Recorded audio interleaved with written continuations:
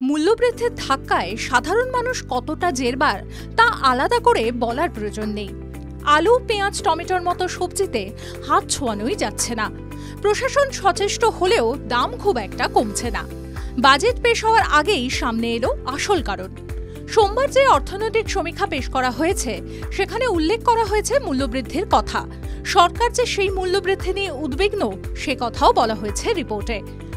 সমীক্ষায় বলা হয়েছে মূল্যবৃদ্ধি এখনও উদ্বেগজনক পর্যায়ে রয়েছে। টমেটো এবং পেঁয়াজের দাম অনেকটাই বেশি, অন্যদিকে ডালের দামও বেশ চড়া। অর্থাৎ সাধারণ খাবারে পাত ভরাতেই বেগ পেতে হচ্ছে মধ্যবিত্তকে। অর্থনৈতিক সমীক্ষায় বলা হয়েছে দেশে মূল্যবৃদ্ধির প্রধান কারণ হল জলবায়ুর পরিবর্তন। একদিকে প্রবল গরমে ফসলের ক্ষতি হচ্ছে, আবার যখন অতিবৃষ্টি হচ্ছে তখন ফসলের ক্ষতির পাশাপাশি পণ্য সরবরাহও ক্ষতিগ্রস্ত হচ্ছে। সমীক্ষায় উল্লেখ করা হয়েছে গত 2 অর্থবছরে খাদ্যে মূল্যবৃদ্ধির হার 97% বেড়েছে।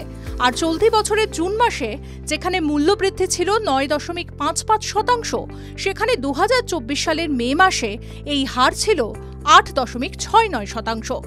অর্থনৈতিক সমীক্ষায় মূল্যবৃদ্ধির ব্যাখ্যা দেওয়া হয়েছে। সারা দেশে উত্তাপ ক্রমশ বাড়ছে। বর্ষা হলেও তাতে ভারসাম্য নেই। অসময়ে নামছে বৃষ্টি, শিলাবৃষ্টিও দেখা যাচ্ছে জায়গায় জায়গায়। দেশের বিভিন্ন এলাকায় খরার কারণে খাদ্যের দাম বেড়েছে।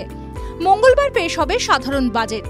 এই মূল্যবৃদ্ধি থেকে সাধারণ মানুষকে নিস্তার দিতে কোনো বিশেষ ঘোষণা করা হবে কিনা সেদিকেই তাকিয়ে আছে সাধারণ মানুষ।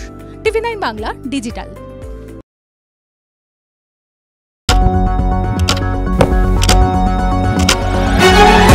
রাজনীতি শুধুই কি রাজার নীতি?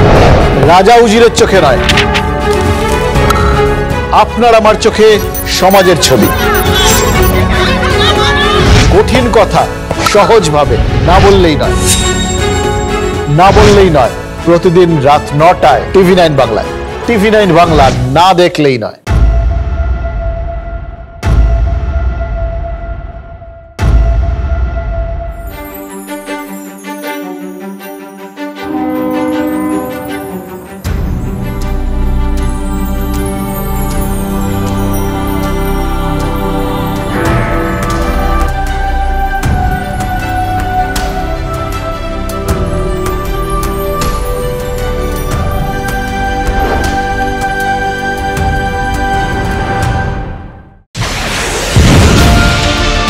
রাজনৈতিক তরজায় টকশোয়ের হট্টগোলে হারিয়ে যায় কিছু গুরুত্বপূর্ণ খবর।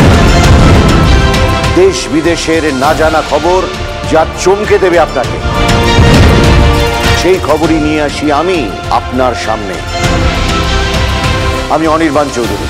দেখুন স্ট্রেট কাট, সোম থেকে শনি রাত 10টায় TV9 বাংলায়।